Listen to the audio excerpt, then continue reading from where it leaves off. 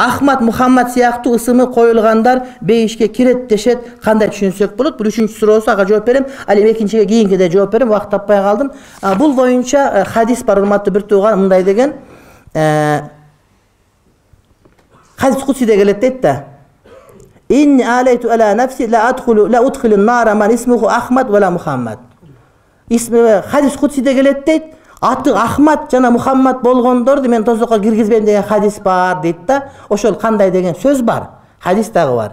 Бирок ушул хадис, урматтуу бир тууганым, бир гана Дейлемидин Аль-Фирдаус деген китебинде келет дагы. Муну алымдарыбыз эмне даиф деп айтат да. Мисалы үчүн Мулла Али Каринин өзүнүн Аль-Манар аль-Муниф неме Мавдуат китебинде, ошондой эле башкалардын китептеринде не только даиф, муну даже керек болсо жанагыдай жалган хадис деп да айтат, урматтуу бир тууганым.